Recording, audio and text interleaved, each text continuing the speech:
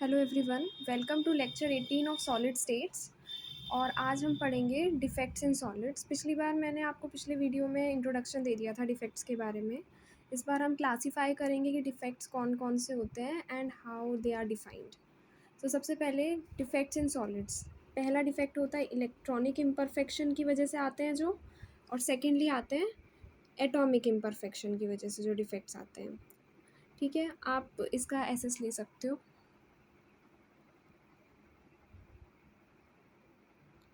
उसके बाद में हम स्टार्ट करेंगे इलेक्ट्रॉनिक इम्परफेक्शन से। So a solid possesses perfectly ordered arrangement only at absolute zero. ये हमने प्रीवियस लेक्चर में भी डिस्कस किया था कि एक सॉलिड जो भी होता है ये एकदम परफेक्टली अरेंज सिर्फ एब्सोल्यूट ज़ीरो टेम्परेचर पे ही होता है। अच्छा, एब्सोल्यूट ज़ीरो क्या होता है? Absolute zero is zero kelvin, और ये क्वाइट फीजिबल है टू अचीव, मतलब ये पॉसिबल ही नहीं है ये टेम्परेचर अचीव करना, बट आइडियली हम इसके आसपास तक पहुंच सकते हैं। ठीक है, but we can not achieve this zero kelvin temperature. तो इससे क्या पता चला हमें कि कोई भी सॉलिड जो है वो परफेक्टली ऑर्डरली अरेंज होगा ही नहीं, तो there will be some kind of defect in it. चाहे बहुत थोड़ा डिफेक्ट हो, बट डिफेक्ट होगा। ठीक है, okay. In this arrangement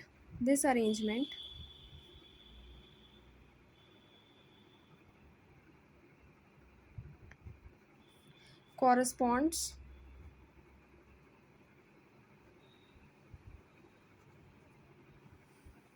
okay to the state of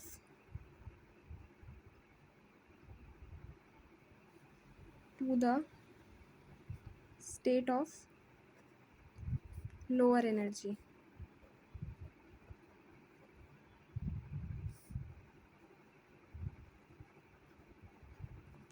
okay, so ये एब्सोल्यूट ज़ीरो पे जो अरेंजमेंट होता है वो सबसे लोअर एनर्जी के इक्विवेलेंट होता है।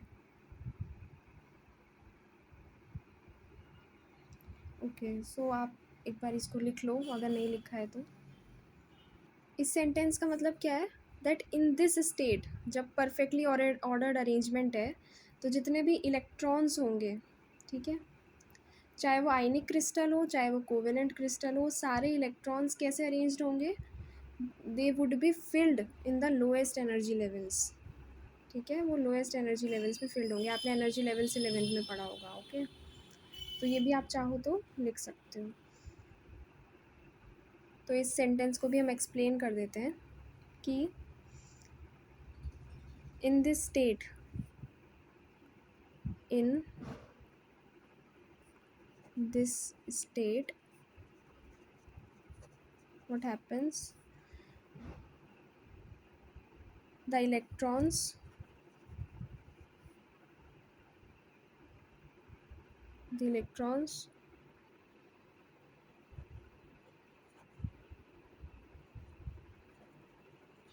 are present in the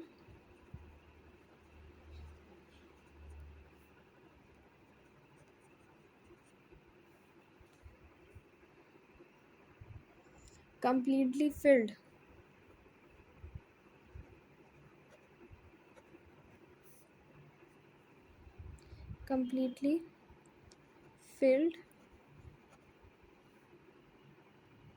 lowest energy levels.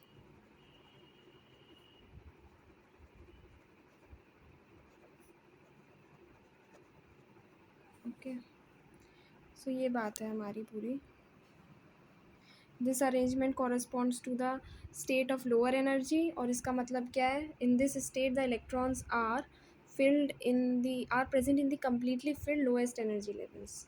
Okay, at higher temperature. अब हमने ज़ीरो केल्विन से टेम्परेचर बढ़ा दिया, हमने पढ़ लिया कि ज़ीरो केल्विन पे क्या होता है, या फिर ये कह सकते हो आप कि ज़ीरो केल्विन अगर अटेन हो सकता तो हमारा जो क्रिस्टल है वो किस तरह से बिहेव करता, वो हमने देख लिया है। अब अगर हम ज़ीरो केल्विन से कितना भी हायर टेम्परेचर लें, then what happens? Some of the electrons may get excited and may occupy the higher energy levels. Very simple, जैसे जैसे टेम्परेचर बढ़ाओगे एनर्जी बढ़ेगी, सो इलेक्ट्रॉन्स की भी एनर्जी बढ़ेगी and they will jump to higher energy levels. So, as a result, what will happen above 0 Kelvin? Some of the electrons may be released thermally from the covalent bond present in a pure covalent crystal. The electrons thus released are free to move in the crystal and may cause the electric current to conduct. ठीक है, वो free electrons electric current conduct करेंगे. और the electrical conductivity shown by example is silicon crystal can solely be attributed to this phenomena. यहाँ से question भी बन गया है. ठीक है, सो अबव 0 केल्विन क्या होगा, टेम्परेचर अगर हम 0 केल्विन से बढ़ा दें देन व्हाट विल हैपन, वो देखना है हमको अभी. ओके,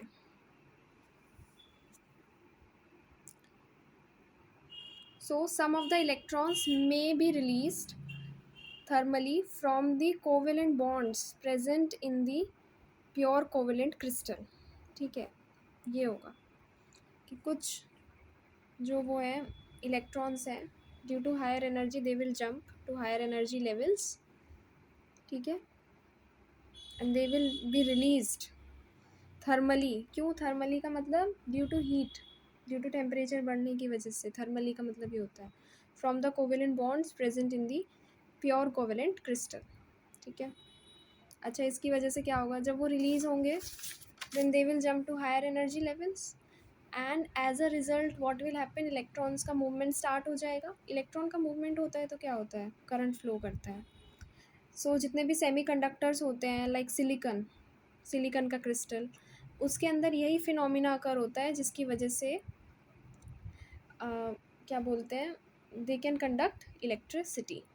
अच्छा, अब इसके बाद में हमें सेमीकंडक्टर का ही स्ट्रक्चर वगैरह देखना होगा, यानी कि सिलिकॉन का स्ट्रक्चर बेसिकली, और किस तरह से इलेक्ट्रिसिटी कंडक्ट करते हैं वो देखना होगा. ओके, तो अब आप देख सकते हो इन प्योर एसआई क्रिस्टल क्या होता है, वही सेम फिनोमिना होगा. क्योंकि हमने टेम्परेचर हाई किया तो थर्मल एनर्जी की वजह से जो इलेक्ट्रॉन्स हैं वो हाई एनर्जी लेवल्स पे जंप कर जाएंगे, यानी कि हायर ऑर्बिटल्स पे जंप करेंगे. उसकी वजह से क्या है, मूवमेंट होगा. The electrons are free to move in the crystal and may cause the electric current to conduct. अच्छा, अब इलेक्ट्रिक करंट तो कंडक्ट हो रहा है, तो इलेक्ट्रिक करंट की बात हो गई, बट हम तो डिफेक्ट के बारे में पढ़ रहे हैं कि डिफेक्ट क्या आ रहा है. तो अब हम वो देखेंगे कि डिफेक्ट क्या आ रहा है और कैसे आ रहा है. ठीक है, आप एसएस ले लो, नहीं तो लिख लो पॉज करके. So the electron deficient bond produced by the removal, it is removal. Okay,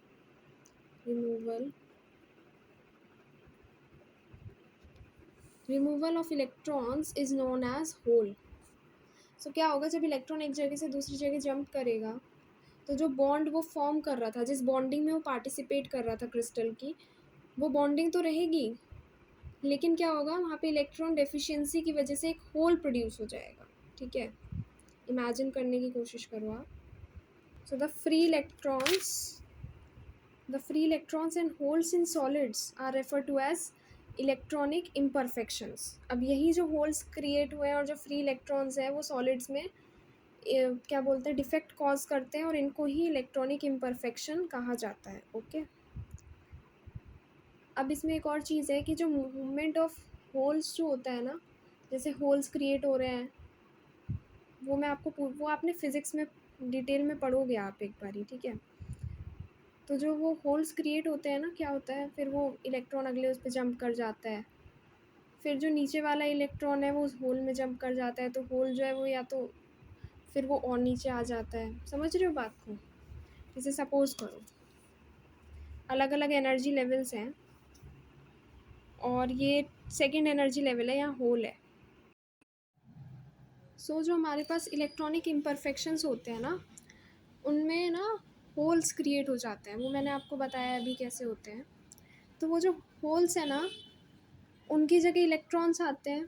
तो जैसे सपोज़ करो ये एक होल है.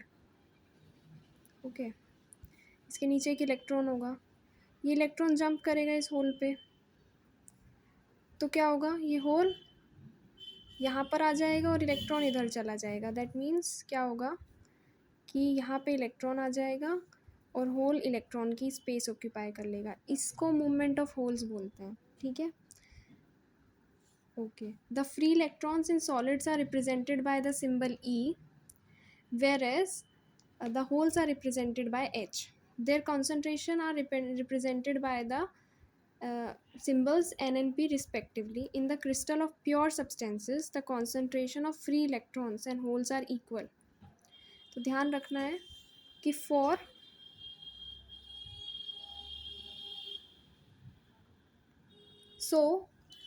pure substances, the concentration of free electrons and holes are equal. Okay.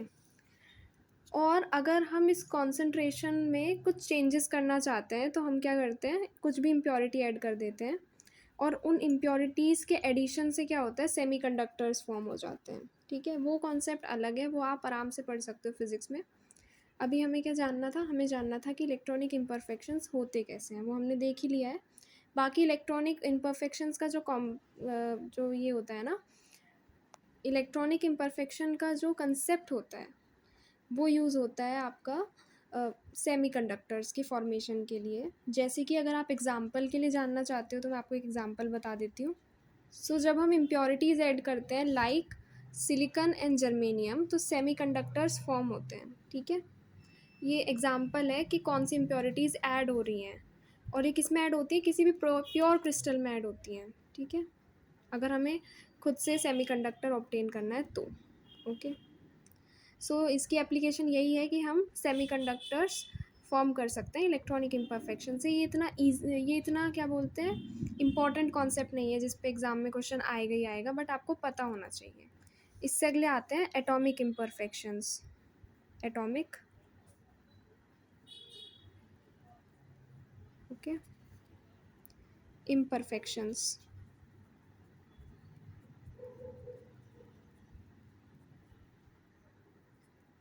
और ये इम्पॉर्टेंट होते हैं, इनसे क्वेश्चन एग्ज़ाम में आएगा ही आएगा, तो इन्हें अच्छे से करना है हमें.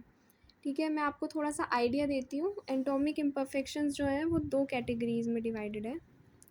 नंबर 1 इज़ पॉइंट डिफेक्ट्स,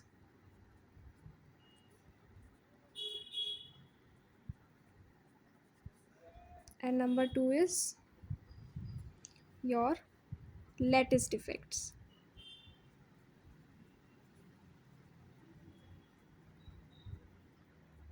बहुत सिंपल है. एटॉमिक इम्परफेक्शन 2 तरह के होते हैं, पॉइंट डिफेक्ट्स और लैटिस डिफेक्ट्स. पॉइंट डिफेक्ट्स में आते हैं stoichiometric defects and your non stoichiometric defects, और लैटिस डिफेक्ट में आते हैं line defect and plane defects. वो मैं आपको पूरा प्रॉपरली पढ़ाऊँगी. तो हमें ये अगला टॉपिक पढ़ना है, ये हम नेक्स्ट वीडियो में पढ़ेंगे. अभी के लिए thank you for watching the lecture.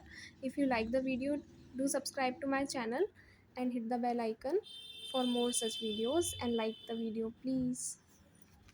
Thank you.